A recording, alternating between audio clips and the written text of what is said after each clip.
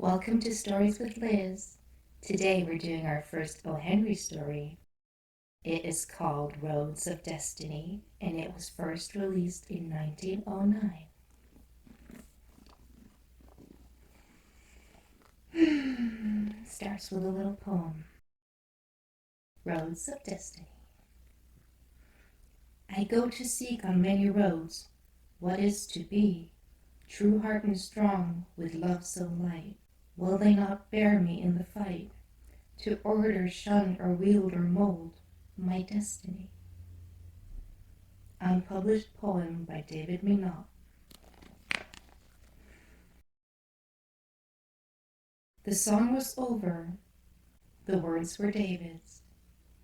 The air, one of the countryside. The company about the inn table applauded heartily, for the young poet had paid for the wine. Only the notary, M. Papineau, shook his head a little at the lines, for he was a man of books, and had not drunk with the rest.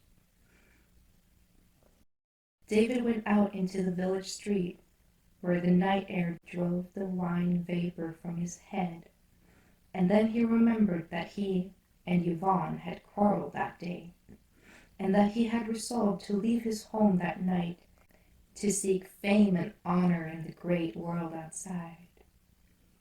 When my poems are on every man's tongue, he told himself, it's a fine acceleration. She will, perhaps, think of the hard words she spoke this day. Except the roysters in the tavern, the village folk were abed. David crept softly into his room in the shed of his father's cottage, and made a bundle of his small store of clothing. With this upon a staff, he set his face outwards upon the road that ran from Verneuil. He passed his father's herd of sheep huddled in their nightly pen. The sheep he herded daily, leaving them to scatter, while he wrote verses on scraps of paper. He saw a light yet shining in Yvonne's window, and a weakness shook his purpose of a sudden.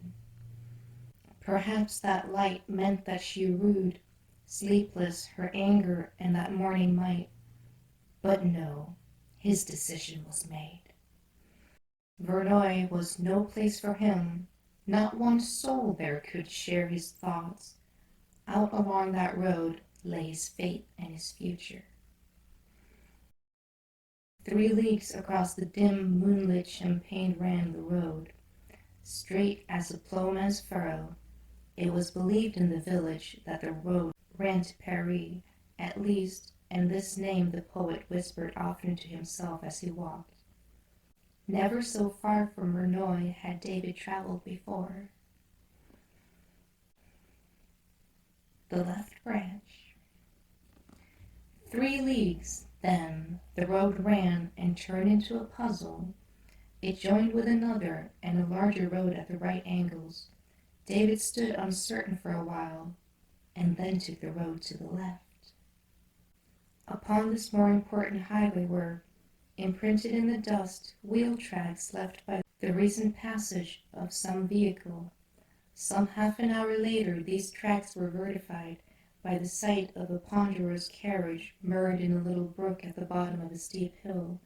The driver and postulation was shouting and tugging at the horses' bridles. On the road on one side stood a huge black-clothed man and a slender lady wrapped in a long, light cloak. David saw the lack of skill in the efforts of the servants. He quietly assumed control over the work. He directed the outsiders to seize their clamor at the horses and to exercise their strength upon the wheels. The driver alone urged the animals with his familiar voice. David himself heaved a powerful shoulder at the rear of the carriage, and with one harmonious tug the great vehicle rolled up on solid ground, and the outsiders climbed into their places. David stood for a moment upon one foot.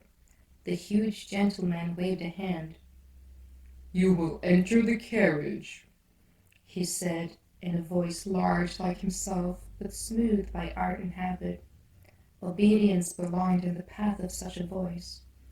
Brief as was the young poet's hesitation, it was cut shorter still by a renewal of the command. David's foot went onto the step.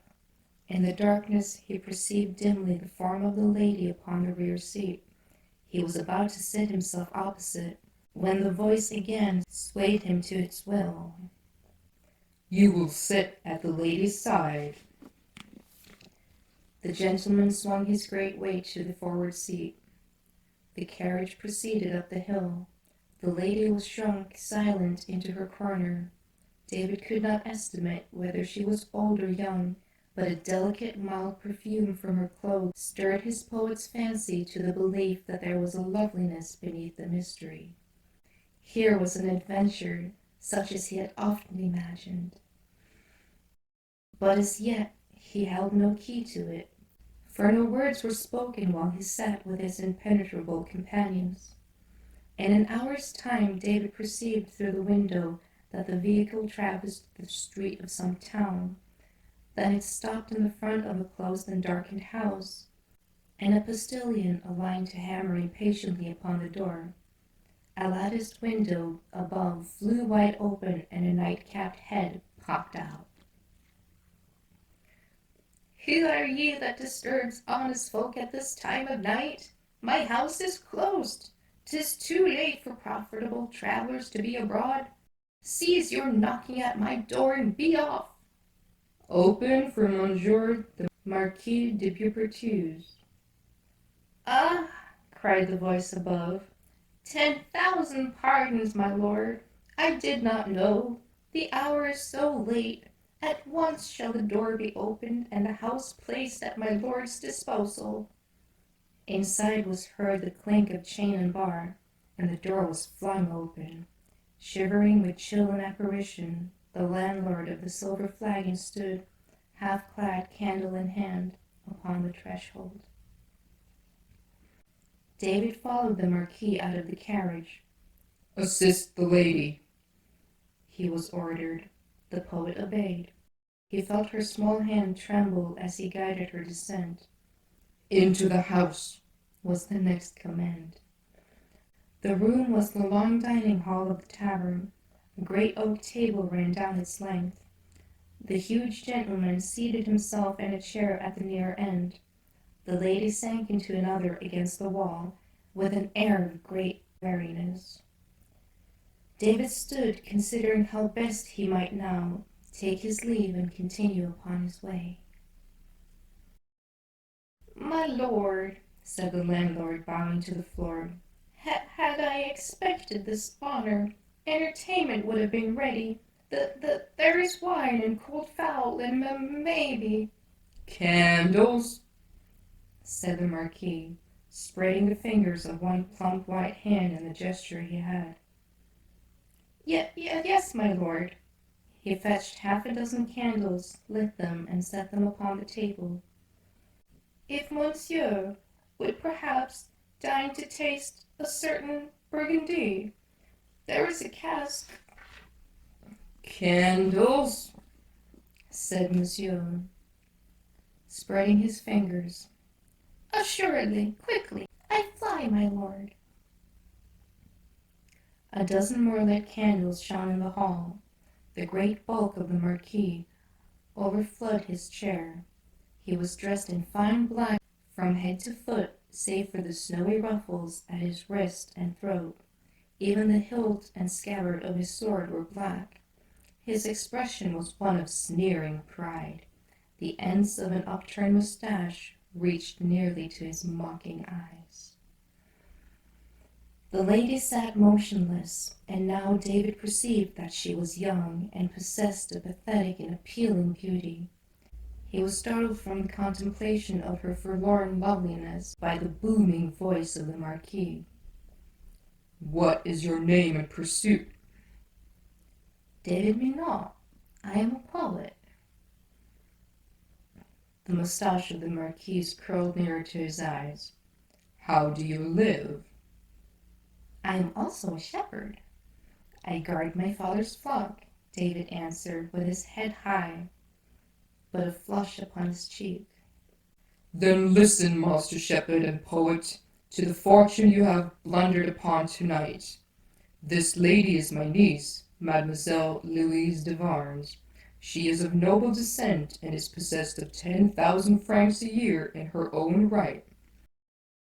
As to her charms, you have but to observe yourself. If the inventory pleases your shepherd's heart, she becomes your wife at a word. Do not interrupt me. Tonight I convey her to the chateau of Comte de Villemur, to whom her hand had been promised. Guests were present, the priest was waiting. Her marriage to one eligible in rank and fortune was ready to be accomplished. At the altar this demoiselle, so meek and dutiful, turned upon me like a leopardess, charged me with cruelty and crimes, and broke before the gasping priest the truth I had pledged for her. I swore there and then by 10,000 devils that she should marry the first man we met after leaving the chateau, be he prince, charcoal burner, or thief. You, shepherd, are the first. Mademoiselle must be wed this night. If not you, then another. You have 10 minutes in which to make your decision. Do not vex me with words or questions. 10 minutes, shepherd, and they are speeding. The Marquis drummed loudly with his white fingers upon the table. He sank into a veiled attitude of waiting. It was as if some great house had shut its doors and windows against approach. David would have spoken, but the huge man's bearing stopped his tongue. Instead, he stood by the lady's chair and bowed. Mademoiselle, he said, and he marveled to find his words flowing easily before so much elegance and beauty. You have heard me say I was a shepherd. I have also had the fancy at times that I am a poet. If it be the test of a poet to adore and cherish the beautiful, that fancy is now strengthened. Can I serve you in any way, mademoiselle? The young woman looked up at him with eyes dry and mournful, his frank, glowing face made serious by the gravity of the adventure, his strong, straight figure, and the liquid sympathy in his big blue eyes. Perhaps, also, her imminent need of long-denied help and kindness thawed her to sudden tears. Monsieur, she said in low tones, you look to be true and kind. He is my uncle, the brother of my father, and my only relative. He loved my mother, and he hates me because I'm like her. He has made my life one long terror. I am afraid of his very looks, and never before dared to disobey him, but tonight he would have married me to a man 3 times my age. You will forgive me for bringing this vexation upon you, monsieur. You will, of course, decline this mad act he tries to force upon you, but let me thank you for your generous words at least. I've had none spoken to me in so long. There was now something more than generosity in the poet's eye. Poet he must have been, for Yvonne was forgotten. This fine new loveliness held him with its freshness and grace. The subtle perfume from her filled him with strange emotions. His tender look fell warmly upon her. She leaned to it thirstily. 10 minutes, said David, is given me in which to do what I would devote years to achieve. I will not say I pity you, mademoiselle. It would not be true. I love you, and I cannot expect love from you yet. But let me rescue you from this cruel man, and, in time, love may come. I think I have a future. I will not always be a shepherd. For the present, I will cherish you with all my heart and make your life less sad. Will you trust your faith to me, mademoiselle? You will regret it and despise me. I will live only to make you happy and myself worthy of you." Her fine small hand crept into his from beneath her cloak. "I will trust you," she breathed, "with my life, and love may not be as far off as you think.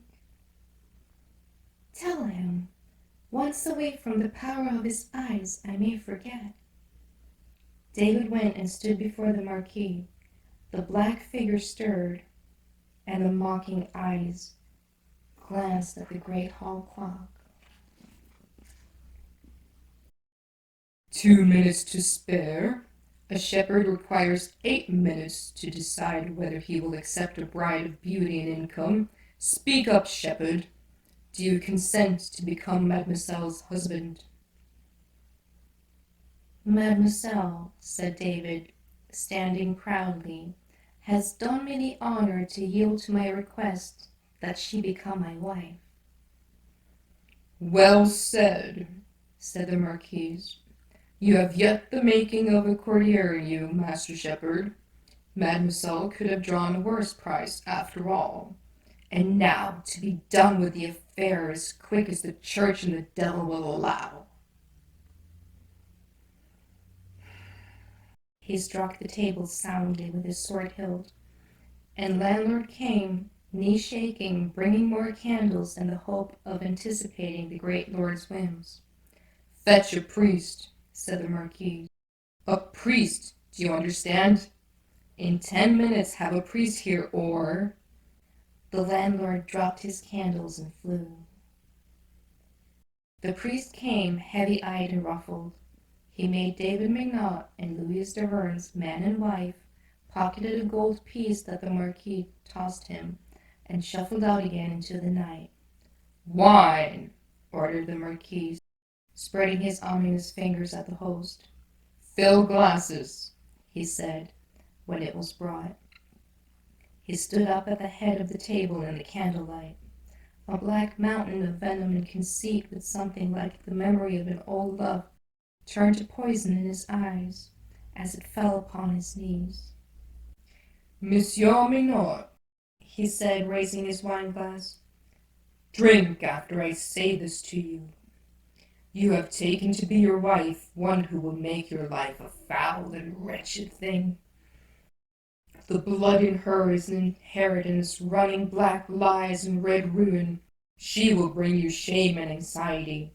The devil that descended to her is there in her eyes and skin and mouth that stoop even the beguiled peasant. There is your promise, Monsieur Poet, for a happy life. Drink your wine. At last, mademoiselle, I am rid of you. The Marquis drank. A little grievous cry, as if from a sudden wound, came from the girl's lips. David, with his glass in his hand, stepped forward 3 paces and faced the Marquis. There was little of Shepherd in his bearing. "Just now," he said calmly, "you did me the honor to call me monsieur. May I hope, therefore, that my marriage to Mademoiselle has placed me somewhat nearer to you in, let's say, reflected rank, has given me the right to stand more as an equal to monsieur in a certain little piece of business I have in my mind." You may hope, shepherd, sneered the Marquis. "Then," said David, dashing his glass of wine into the contemptuous eyes that mocked him, "perhaps you will condescend to fight me." The fury of the great lord outbroke in sudden curse like a blast from a horn. He tore his sword from its black sheath. He called to the howling landlord, "A sword here for this lout."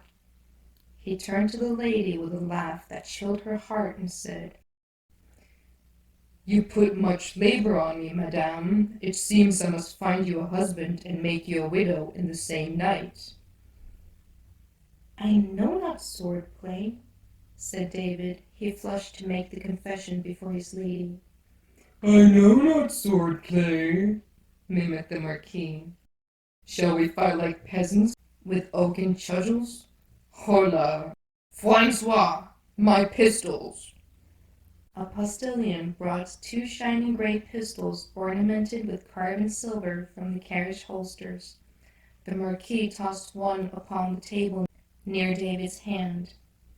"To the other end of the table," he cried. "Even a shepherd may pull a trigger. Few of them attain the honor to die by the weapon of a Dibuberti." The shepherd and the Marquis faced each other from the ends of the long table. The landlord, in an ague of terror, clutched the air and stammered, Monsieur, for the love of Christ, not in my house. Do not spill blood, it will ruin my custom." The look of the Marquis threatening him paralyzed his tongue. "Coward!" cried the Lord of Beaupertise. "Cease chattering your teeth long enough to give the word for us if you can." Mine host's knees smoothed the floor. He was without a vocabulary. Even sounds were beyond him. Still by gestures he seemed to beseech peace in the name of his house and custom. "I will give the word," said the lady in a clear voice. She went up to David and kissed him sweetly. Her eyes were sparkling bright, and color had come back to her cheek. She stood against the wall, and the 2 men leveled their pistols for her count. 1, 2, 3. The 2 reports came so nearly together that the candles flickered but once. The Marquis stood smiling, the fingers of his left hand resting, outspread upon the end of the table. David remained erect and turned his head very slowly, searching for his wife with his eyes. Then, as a garment falls from where it is hung, he sank crumpled upon the floor. With a little cry of terror and despair, the widowed maid ran and stooped above him. She found his wound, and then looked up with her old look of pale melancholy. "Through his heart," she whispered. "Oh, his heart!" "Come," boomed the great voice of the Marquis. "Out with you to the carriage. Daybreak shall not find you on my hands. Wed you shall be again, and to a living husband this night. The next we come upon, my lady, highwayman or peasant, if the road yields no other than the curl that opens my gate. Out with you to the carriage." The Marquis, implacable and huge, the lady wrapped again in the mystery of her cloak, the postilion bearing the weapons, all moved out to the waiting carriage. The sound of its ponderous wheels rolling away echoed through the slumbering village. In the hall of the Silver Flagon, the distracted landlord wrung his hands above the slain poet's body, while the flames of the 24 candles danced and flickered on the table. The right branch. 3 leagues, then, the road ran and turned into a puzzle. It joined with another and larger road at the right angles. David stood uncertain for a while, and then took the road to the right. Whither it led he knew not. He was resolved to leave Verneuil far behind that night. He traveled a league and then passed the large chateau, which showed testimony of recent entertainment. Lights shone from every window. From the great stone gateway ran a tracery of wheel tracks drawn in the dust by the vehicles of the guests. 3 leagues further, and David was weary. He rested and slept for a while on a bed of pine boughs at the roadside, then up and on again along the unknown way. Thus for 5 days he traveled the great road, sleeping upon nature's balsamic beds, and of peasants' ricks, eating off their black, hospitable bread, drinking from streams or the willing cup of the goatherd. At length he crossed a great bridge and set his foot within the smiling city that had crushed and crowned more poets than all the rest of the world. His breath came quickly as Paris sang to him in a little undertone her vital chant of greeting, the hum of voice and foot and wheels. High up under the eaves of an old house in the Rue Conti, David paid for lodging and set himself in a wooden chair to his poems. The street, once sheltering citizens of import and consequence, was now given over to those who ever follow in the wake of decline. The houses were tall and still possessed of a ruined dignity, but many of them were empty save for dust on the spider. By night there was a clash of steel and the cries of brawlers straying restlessly from inn to inn. Where once gently abode was now but a rancid and rude incontinence. But here David found housing commensurate to his scant purse. Daylight and candlelight found him at pen and paper. One afternoon he was returning from a foraging trip to the lower world with bread and curds and bottle of thin wine. Halfway up his dark stairway he met, or rather came upon, for she rested on the stairs, a young woman of a beauty that could balk even the justice of a poet's imagination. A loose dark cloak, flung open, showed a rich gown beneath.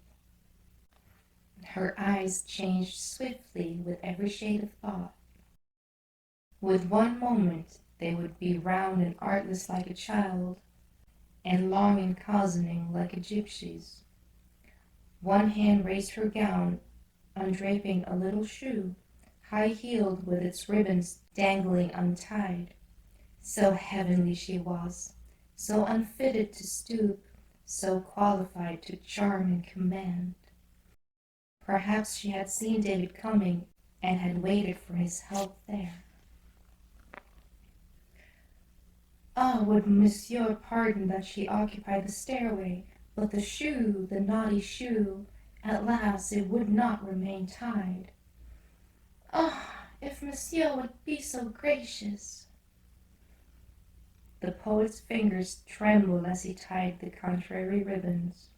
Then he would have fled from the danger of her presence, but the eyes grew long and cozy, like a gypsy's, and held him.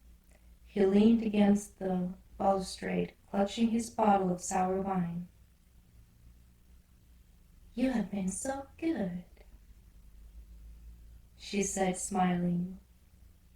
"Does Monsieur perhaps live in the house?" "Yes, madame. I think so, madame." "Perhaps in the third story, then?" "No, madame, higher up." The lady fluttered her fingers with the least possible gesture of impatience. "Pardon. Certainly I am not discreet in asking. Monsieur will forgive me. It is surely not becoming that I should inquire where he lodges." "Madame, do not say so. I live in the—" "No, no, no. Do not tell me.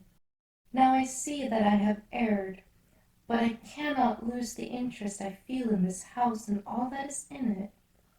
Once it was my home. Often I come here but to dream of those happy days again. Will you let that be my excuse?" "Let me tell you then, for you need no excuse," stammered the poet. "I live in the top floor, the small room where the stairs turn." "In the front room?" asked the lady, turning her head sideways. "The rear, madame." The lady sighed as if with relief. "I will detain you no longer then, monsieur," she said, employing the round and artless eye. "Take good care of my house. Alas, only the memories of it are mine now. Adieu, and accept my thanks for your courtesy." She was gone, leaving but a smile and a trace of sweet perfume.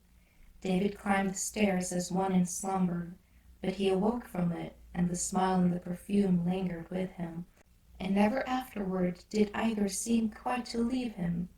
This lady of whom he knew nothing drove him to lyrics of eyes, chasms, of swiftly conceived love, odes to curling hair, and sonnets to slippers of slender feet. Poet he must have been, for Yvonne was forgotten. This fine new loveliness held him with its freshness and grace. The subtle perfume about her filled him with strange emotions. On a certain night, 3 persons were gathered about the table in the room on the 3rd floor of the same house. 3 chairs and the table, and a lit candle upon it was all the furniture. One of the persons was a huge man dressed in black. His expression was one of sneering pride. The ends of his upturned mustache reached nearly to his mocking eyes. Another was a lady, young and beautiful, with eyes that could be round and artless like a child, or long and causing like a gypsy's, but were now keen and ambitious, like any other conspirators. The 3rd man was a man of action, a combatant, a bold and impatient executive, breathing fire and steel. He was addressed by the others as Captain Desrolles. This man struck the table with his fist and said with a controlled violence, "Tonight, tonight, as he goes to midnight mass, I am tired of the plotting that gets nowhere. I am sick of signals and chippers in secret meetings and such bargaining. Let us be honest traitors. If France is to be rid of him, let us kill him in the open, and not hunt with snares and traps. Tonight, I say, and back my word, my hand will do the deed. Tonight, as he goes to mass." The lady turned upon him with a cordial look. Women, however ready to plot, must ever thus bow to rash courage. The big man stroked his upturned mustache. "Dear Captain," he said in a great voice, softened by habits, "this time I agree with you. Nothing is to be gained by waiting. Enough of the palace guards belongs to us to make the endeavor a safe one." "Tonight," repeated Captain Desrolles, again striking the table. "You have heard me, Marquis. My hand will do the deed." "But now," said the huge man softly, "comes a question. Word must be sent to our partitions in the palace, and a signal agreed upon. Our stun-chest men must accompany the royal carriage. At this hour, what messenger can penetrate so far as the south doorway? Ribaut is stationed there. Once a message is placed in his hands, all will go well." "I will send the message," said the lady. "You, Countess," said the Marquis, raising his eyebrow. "Your devotion is great, we know, but—" "Listen," exclaimed the lady, rising and resting her hands upon the table.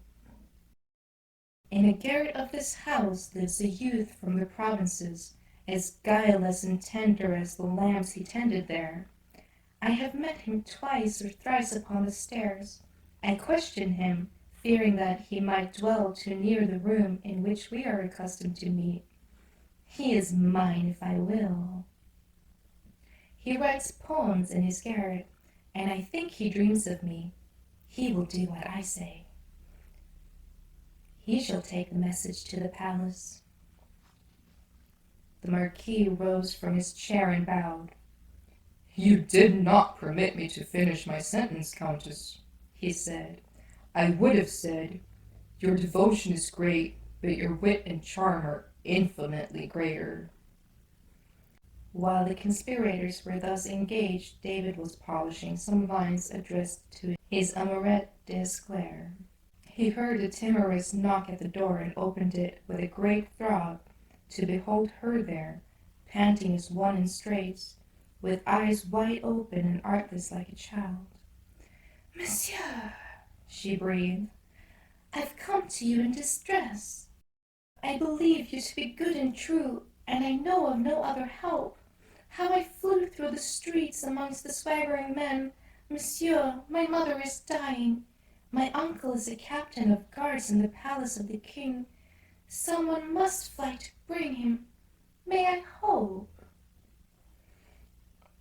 "Mademoiselle," interrupted David, his eyes shining with a desire to do her service, "your hope shall be my wings.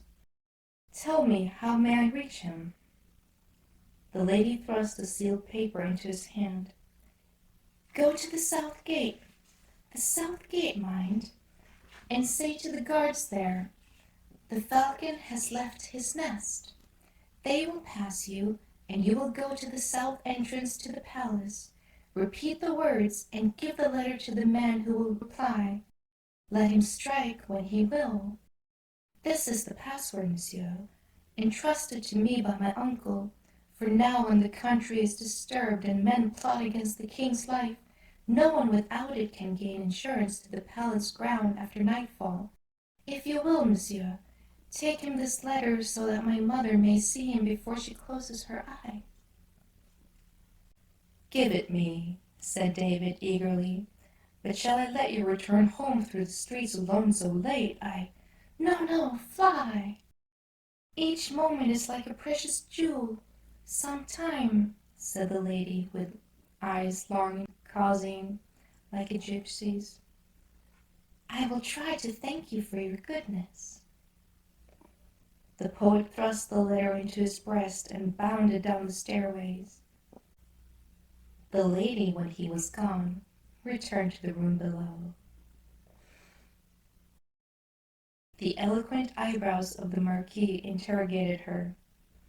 "He is gone," she said, "as fleet and stupid as one of his own sheep to deliver it." The table shook again from the batter of Captain Derol's fist. "Sacred name!" he cried. "I have left my pistols behind. I can trust no others." "Take this," said the Marquis, drawing from beneath his cloak a shining great weapon ornamented with carven silver. "There are none truer, but guard it closely, for it bears my arm and chest. And already I'm suspected. Me, I must put many leagues between myself and Paris tonight. Tomorrow must find me in my chateau. After you, dear Countess." The Marquis puffed out the candle. The lady, well cloaked, and two gentlemen softly descended the stairway and followed into the crowd that roamed along the narrow pavements of the Rue Conti. David sped. At the south gate of the king's residence a halberd was laid to his breast, but he returned its point with the words, "The falcon has left his nest." "Pass, brother," said the guard, "and go quickly." On the south step of the palace they moved to seize him, but again the mode of the pass charmed the watchers. One among them stepped forward and began, "Let him strike." but a flurry among the guards told of a surprise. A man of keen look and soldierly stride suddenly pressed through them and seized the letter which David held in his hand. "Come with me," he said, and led him inside the great hall. Then he tore open the letter and read it. He beckoned to a man uniformed as an officer of musketeers who was passing. "Captain Tatreau, you will have the guards at the south entrance and the south gate arrested and confined. Place men known to be loyal in their places." To David he said, "Come with me." He conducted him through a corridor and an anteroom into a spacious chamber where a melancholy man, somberly dressed, sat brooding in a great leather-covered chair. To that man he said, "Sire, I have told you that the palace is full of traitors and spies, as a sewer is of rats. You have thought, sire, that it was my fancy. This man penetrated to your very door by their convenience. He bore a letter which I have intercepted. I have brought him here that your majesty may no longer think my seal excessive." "I will question him," said the king, staring in his chair. He looked at David with heavy eyes dulled by an opaque film. The poet bent his knee. "From where do you come?" asked the king. "From the village of Verneuil, in the province of Eretlor, sire." What do you follow in Paris? I I would be a poet, sire. What did you do in Verneuil? I minded my father's flock of sheep. The king stirred again, and the film lifted from his eyes. Ah, in the fields. Yes, sire. You lived in the fields. You went out in the cool of the morning and lay among the hedges in the grass. The flock distributed itself upon the hillside. You drank of the living stream. You ate your sweet brown bread in the shade, and you listened, doubtless, to blackbirds piping in the grove. Is that not so, the shepherd? It is, sire, answered David with a sigh. And to the bees and the flowers, and maybe to the grape gather singing on the hill. Yes, yes, said the king impatiently. Maybe to them, but surely to the blackbirds. They whistled often in the grove, did they not? Nowhere, sire, so sweetly as in Ur-Elor. I have endeavored to express their song in some verses I have written. Can you repeat those verses? Asked the king eagerly. A long time ago I listened to the blackbirds.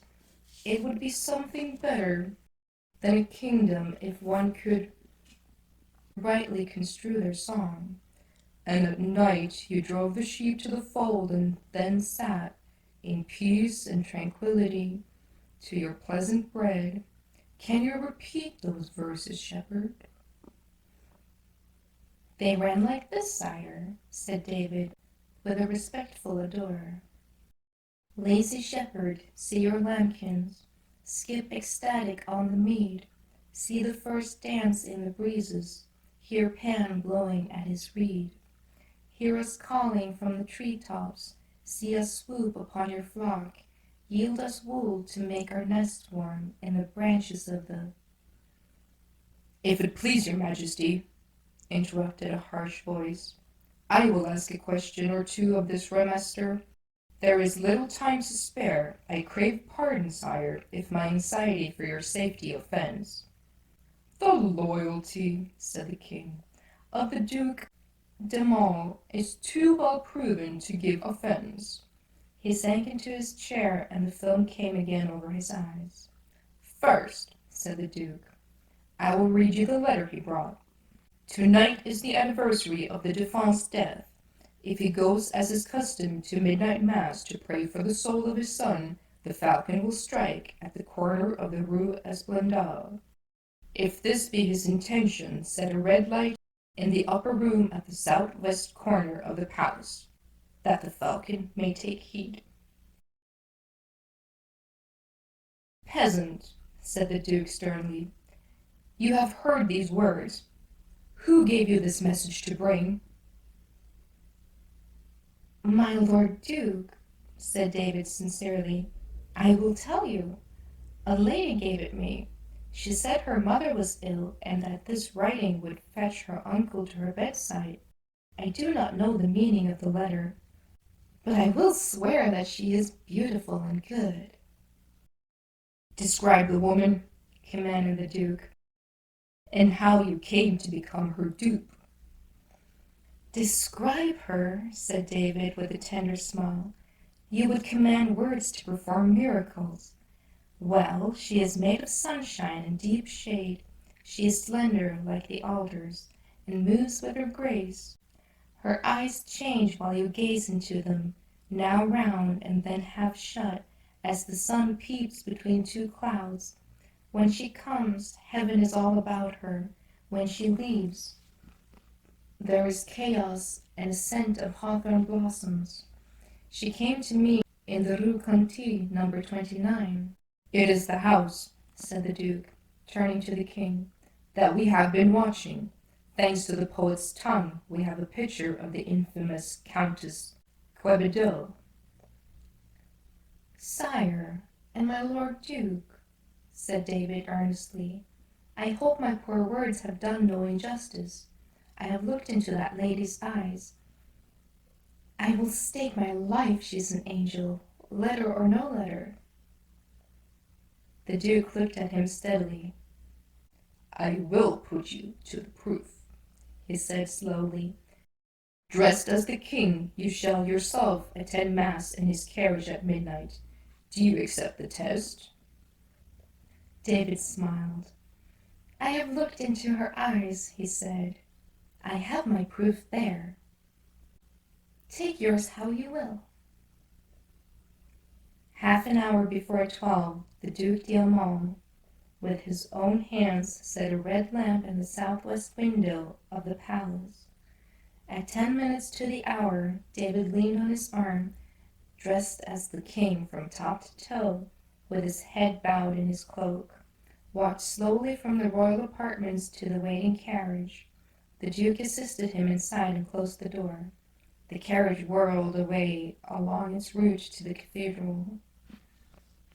On the qui vive at the house at the corner of the Rue Esplende was Captain Tutreau with 20 men ready to pounce upon the conspirators when they should appear.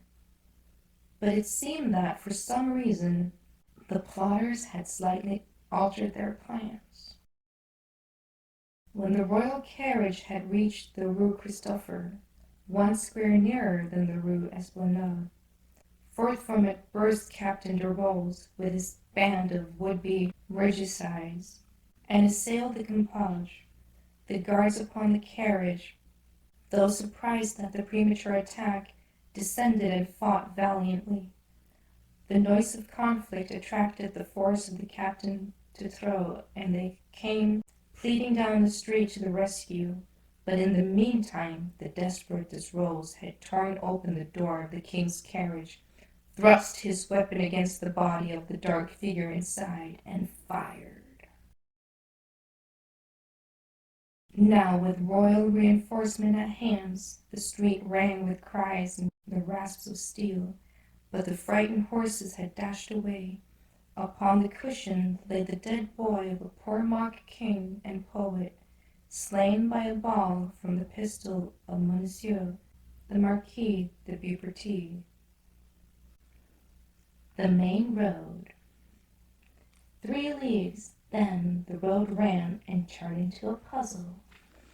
It joined with another and a larger road at the right angles. David stood uncertain for a while, and then sat himself to rest upon its side. Whither those roads led he knew not. Either way there seemed to lie a great world full of chance and peril. And then, sitting there, his eye fell upon a bright star, one that he and Yvonne had named for theirs. That set him thinking of Yvonne, and he wondered if he hadn't been too hasty.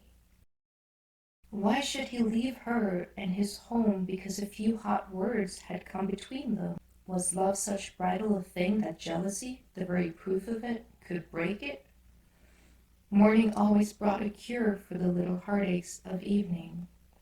There was yet time for him to return home without anyone in the sweetly sleeping village of Verneuil being the wiser. His heart was Yvonne's. There where he had lived always, he could write his poems and find his happiness. David rose and shook off his unrest and the wild mood that had tempted him. He set his face steadfastly back the way that he had come.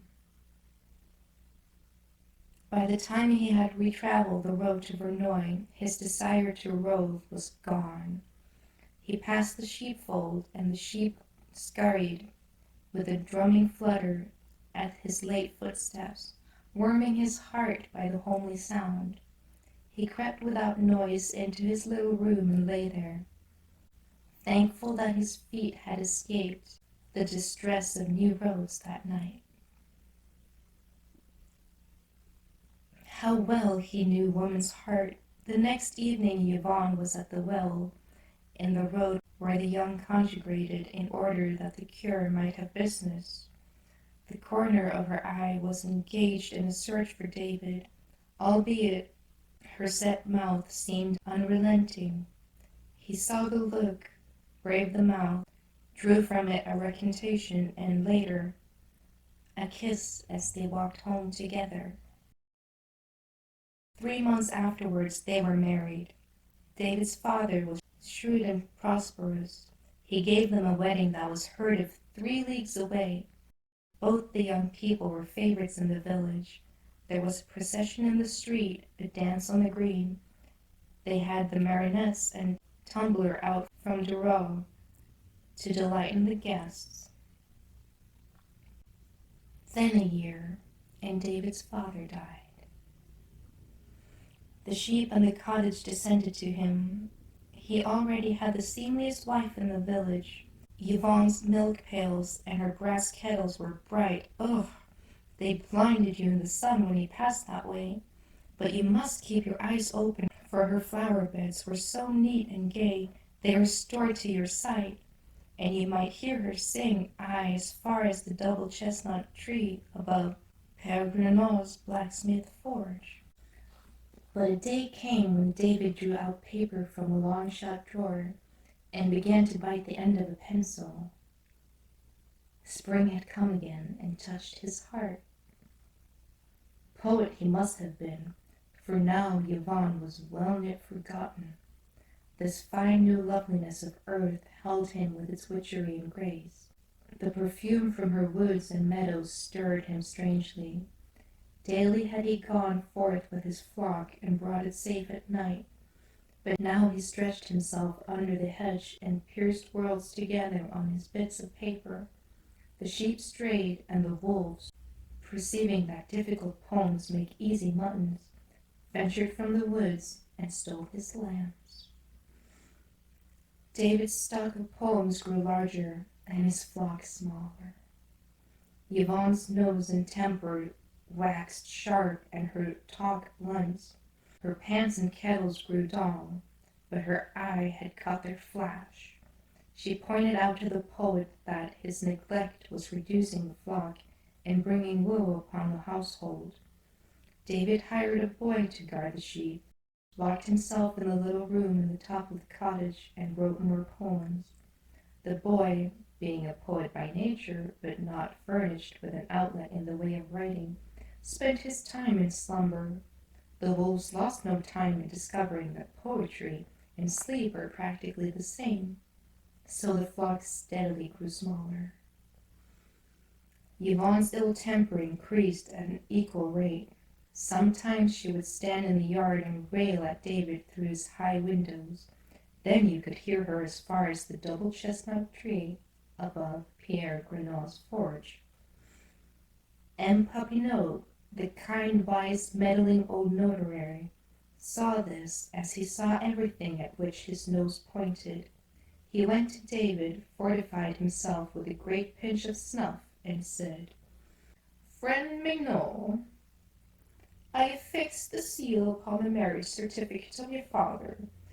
It would distress me to be obliged to attest a paper signifying the bankruptcy of his son, but that is what you are coming to. I speak as an old friend. Now listen to what I have to say. You have your heart set, I perceive, upon poetry. At Dreux I have a friend, one Monsieur Bril, George Bril. He lives in a little cleared space in a house full of books. He is a learned man. He visits Paris every year. He himself has written books. He will tell you when the catacombs were made, how they found out the names of the stars, and why the plower has a long bill.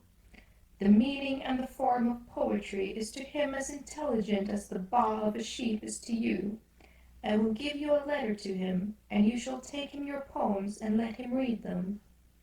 Then you shall know if you should write more, or give your attention to your wife and business."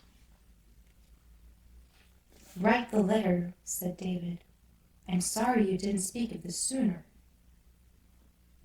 At sunrise next morning he was on the road to Durand, with a precious roll of poems under his arm. At noon he wiped the dust from his feet at the door of Monsieur Bril. That learned man broke the seal of M. Papineau's letter and sucked up its content through its gleaming spectacles as the sun draws water. He took David inside to his study and set him down upon a little island beat upon by a sea of books. Monsieur Brill had a conscience. He flinched not even at a mass of manuscript the thickness of a finger length, and rolled to an incorrigible curve. He broke the back of the roll against his knee and began to read. He slighted nothing. He bored into the lump as a worm into a nut, seeking for a kernel.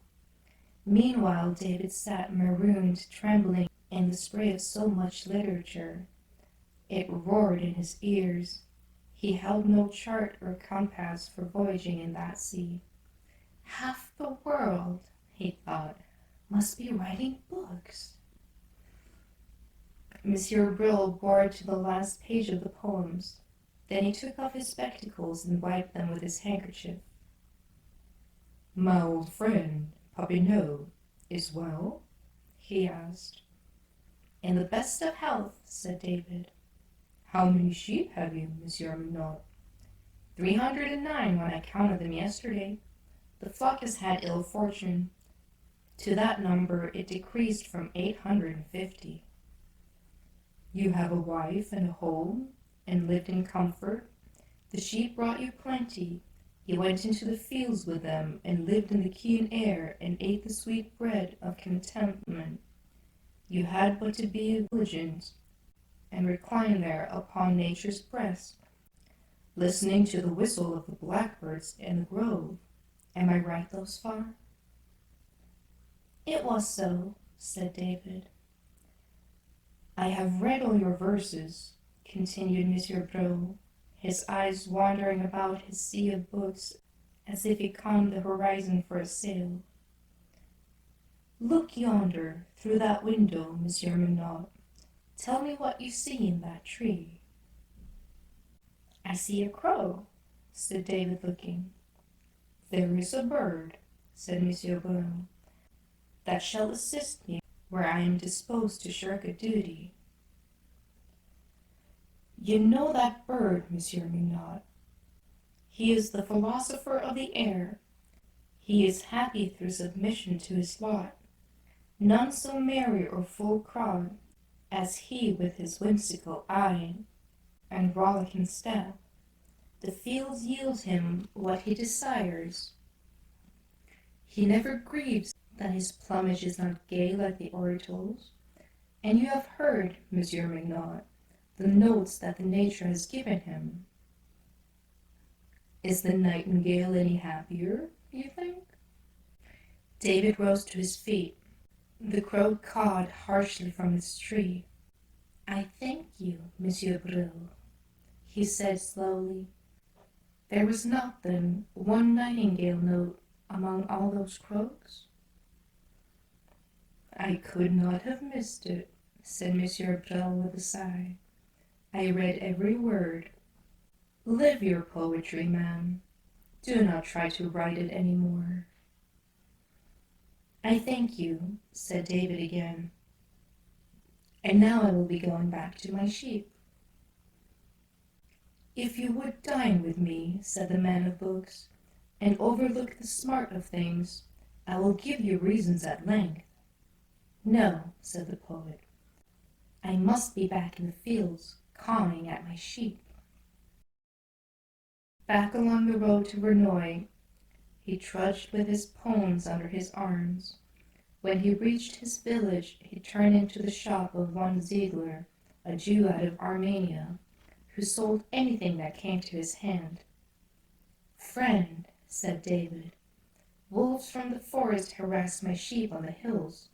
I must purchase firearms to protect them. What have you? A bad day this for me, friend Minot, said Ziegler, spreading his hands, for I perceive that I must sell you a weapon that will not fetch a tenth of its value.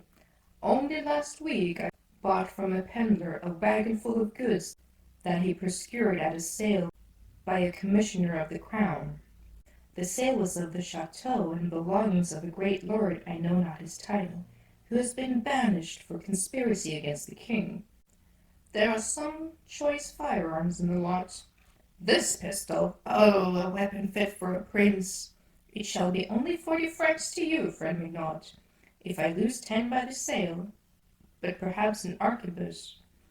This will do, said David, throwing the money at the counter. Is it charged? I will charge it, said Ziegler, and for 10 francs more add a store of powder and ball. David laid his pistol under his coat and walked to his cottage. Yvonne was not there. Of late she had taken to gaddling much among the neighbors, but a fire was glowing in the kitchen stove. David opened the door of it and thrust his palms in upon the coal. As they blazed up, they made a singing harsh sound in the flue. The song of the crow, said the poet. He went up to his attic room and closed the door. So quiet was the village that a score of people heard the roar of the great pistol. They flocked thither and up the stairs where the smoke issuing drew their notice. The man laid the body of the poet upon his bed, awkwardly arranging it to conceal the torn plumage of the poor black crow. The women chatted in luxury of Celia's pity. Some of them ran to tell Yvonne. M. Papineau, whose nose had brought him there among the first, picked up the weapon and ran his eyes over its silver mountings with a mingled air of connoisseurship and grief. The arms, he explained aside to the cure, and chest of Monsieur, the Marquis de Beaupertuys.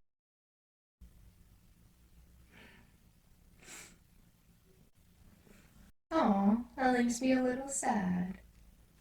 He just dies no matter what he chooses. Pretty brilliantly written though, huh? I hope to see you next time for another type of story. Bye for now.